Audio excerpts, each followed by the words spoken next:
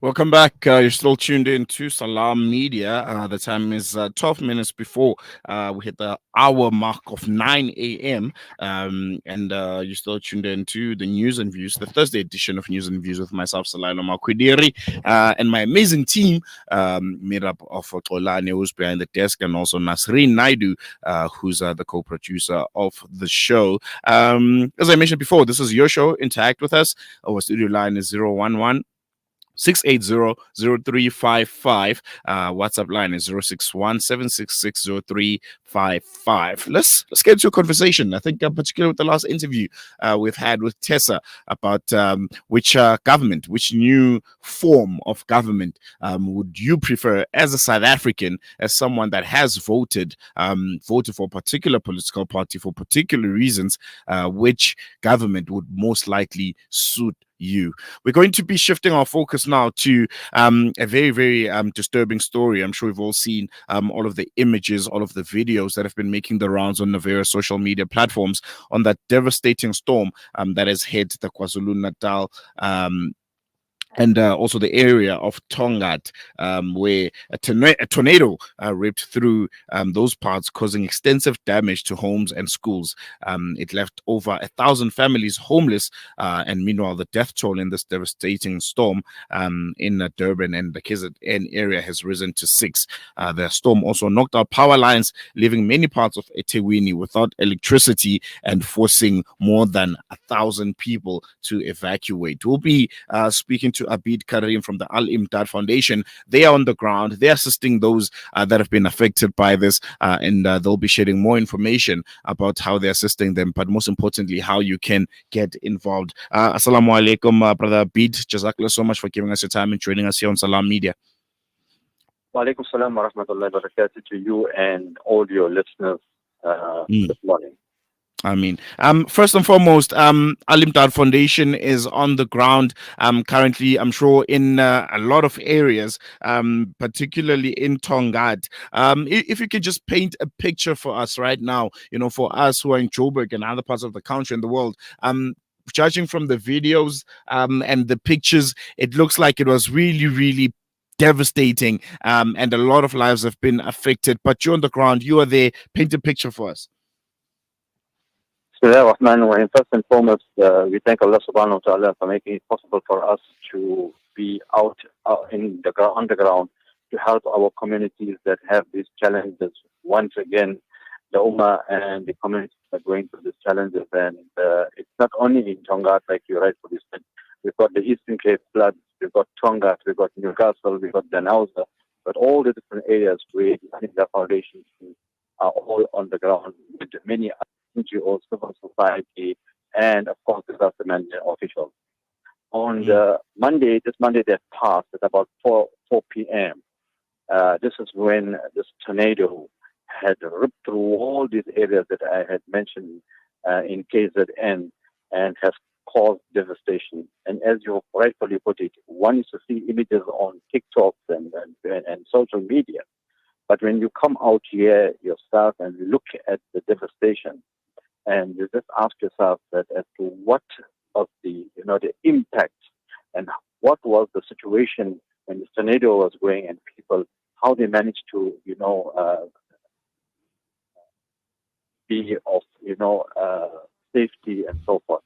Having said that, the situation on the ground is as follows. We were in Tongaat doing assessments and so forth. NGOs and local people were helping the communities. What we have found on the ground, number one, is in any tornado, first thing, your water is gone, your electricity is gone, your roofs are blown apart, trees are torn apart. If you look at some of the trees, my brother, you will think somebody took the chopper and went and chopped those trees. Roads were blocked. People were sitting there, just stunned, don't know which side to turn, where to move, what to do. And now the reality on the ground is hitting. And when I say the reality, people are now saying exactly where do we pick up the pieces, where do we start from. So Alhamdulillah, the Imdaad Foundation with many, many other NGOs, Muslim, non-Muslim, disaster management officials, government officials, all are on the ground in the different areas of Emona, which is in the Tongaat area, Burberry, Newtown, sand fields. There's an area known as Naidu Road. And very, very importantly, this township of Mahoweni. This is I will call it the point zero, where you over 20 to 40,000 people are staying there. And if you look at the devastation in these areas, it's unbelievable. So what we have done as the NGOs and as an Imdaad Foundation, we formed a coordinating forum of all the NGOs based in what they call Tongaat at the Madrasa Hall, which is the closest point to all these areas of Newtown, Sandfield, Naidu Road, and Magoveni townships. So it's easier to work from there. And then there is another business gentleman that has offered his warehouse for bulk storages with 10 vehicles that he's got voluntarily to give us. And he has got forklifts, he's got all those things, because right now, as I talk to you, I've been told by the team that water is a great need. IBR sheetings are needed. You need hammers, you need carpenters, you need nails, you need all those things. And while that is happening and people trying to get some kind of restoration of their life back to normal, you need your school uniforms, you need your food, your blankets, your mattresses, all those kind of things. So the NGO sector has come on board, and we have got one section that's only working with food and distributing to the 5 halls. And now that most of the people, and in any scenario of this time, that we are witnessing as Imdaad, even people sleep in the halls, next day they're going back home to clean up, start getting their lives back in order. So the need on the ground now is what we call sheetings, helping people to get their wood in place, get some hammers, get some nails, to try and help them to get putting their houses in order. Why is that happening? There's also a need for blankets because it's cold. We've got a cold front and we're expecting rain from what I was told over the weekend, and we think that it doesn't happen. And we need blankets, mattresses, all those things. Though we have, but first night, many people had come just to get emergency shelter. But as the days are going by, for example, the area of Magoveni, when we were there on Tuesday, we couldn't get into the areas because all the roads were blocked with trees fallen on the ground. Durban's parks and gardens had come in and started moving all that out, and you had volunteers. And what's a good part of this, the community has put their hands together. Everybody has come together and said, look, what can we do to help? And everybody is coming and helping. So the situation right now on the ground is that the fact that we are getting continuous assessment is continuing. Because you had people who had come in on the first day, second day. Now more and more people are coming in for help and so forth. So this is where the coordinating forum, and in partnership with disaster management officials, because they are the ones who coordinate us, and we work with them and say which area needs blankets, which area needs what type of intervention, who needs water, and so forth. Like you also said, and in any tragedy, in any disaster, you do have fatalities where the people are injured. And in this case here, we had one teacher by the name of Mrs. Bowden. So I was given this information. A wall had fallen on top of her, from what we were told, and she had passed on. And there are many, like I said, 7 now. We are also told there's about 11 people. I'm not too sure it is 11 or 7, but have passed on. So the numbers are increasing in terms of fatality. And I think now is the time when the dust has settled, when the real, what they call, work has to start by NGOs, government, and everybody, is to go out now and try and help these communities to rebuild their lives. And myself coming from Ladysmith, where we had a similar tornado 6 years ago, it takes 3 to 4 months before you're ready for recover. So this is not a short-term solution. This is a long-term solution. And government has to come in and assist these communities via their local councillors, via disaster management. I've been told that human settlements are on the ground and they are doing assessment needs. Infrastructure is a big problem. You cannot cross certain areas because the roads and so forth. So there is a whole lot of, combination of different sectorial departments, including us as the NGO sector, civil society, business. Everybody has to put their hands to this assistance of these communities. Because I can talk to you on the phone and tell you it's terrible, but when you're there, you will then see the impact of this devastation of this tornado that took place for a matter of about an hour or two. You know, we were there on Tuesday, and we could not enter the area of Magoweni. All we could hear the top. We went to an area where we were a bit high up, and we were looking down into the township. The only thing you can hear hammers banging. That's all. Mm, You only can mm, hear hammers. People are busy putting their houses and their shacks together and so forth. So to the community out there, yes, there's going to be need of your assistance, your du'as and everything to go out to the community of Tongaat. While we're talking about Tongaat and the areas I mentioned, yesterday we were in Newcastle. There's over 100 homes that were also hit by a tornado. And the third part of it, there's not much of help from the NGO sector. So being activated for national disaster and the Amajuba district disaster, Imdaad Foundation, I was there personally yesterday. And you have the same scenario, roofs blown away and people are displaced, etc. So we are also responding to Newcastle. Danauza has about plus minus 10 homes that we are told that after assessment that also have been hit by a tornado. So it's all different parts of KZN that had this kind of scenario. But the most impactful one was in the Tongaat and surrounding areas where this has taken place. mm, mm. I heard you mention government a few times and their involvement there. If you could just give insight on, how the local disaster management authorities have responded. How are they working with you? Is it a relationship that's seamless, or there seems, as it is always the case with government authorities, a bit of a hard relationship, a lackluster kind of approach from them? How have you been working with the local authorities? The Disaster Management Center, Tongaat falls under Itegweni Metro. Let's understand under who they fall. They fall under Itegweni Disaster Metro Management, right? And Mhm. we have engaged with them. We were in a meeting on Monday, giving a call update and so forth. The devastation is so big. And you must know they have limited what they call practitioners on the ground. And to do assessments, we rely on those assessments. But what we as the community are doing also, they are team leaders of the different areas that we have identified with the local Tongaat brothers and community members. They know the community leaders and so forth, and we're getting assessment reports coming in there. While disaster management officials, to answer your question, they are also doing their little share, but I can tell you right now, they do not have the capacity because the areas are too huge. Mm, There is so much things to do.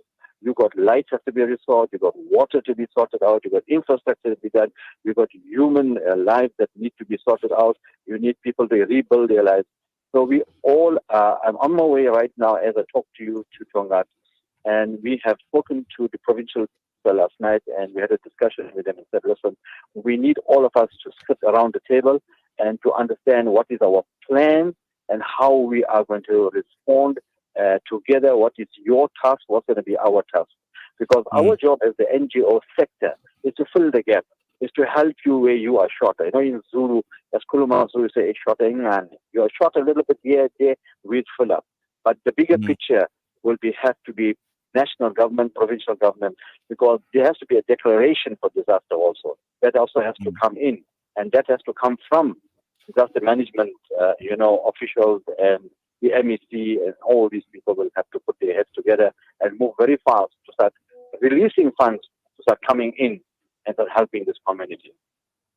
No, definitely. And those that want to get involved, lastly, Brother Karim, they're not necessarily in and around the areas of Durban and Tonga and the KZN. They're probably in Joburg, the Western Cape, all across the country, but they want to contribute in whatever little way that they can. How can they get hold of you guys? Where do they send their donations? How can they get involved, essentially? No, thank you for that, Monday. I must also mention that what we find is a social cohesion here. Mm, And when I say social cohesion, we're finding NGOs from the Hindu community, the Tamil community, the Christian community, the African community, the Muslim community. Everybody is coming in, and we formed this coordinating team, and we all are working as one, and we're sitting around one, table to make sure that we do not duplicate and so forth. In terms of how to get involved, strangely enough, this morning I got a call from a gentleman say, I'm an electrician. I'm prepared to come and help, and please tell me where can we go and assist. So I asked him, brother, from where are you? I said, I'm from Mpumalanga. I said, you from Mpumalanga, and I'm prepared to drive down and come and help. Now, this is the spirit that we should be in.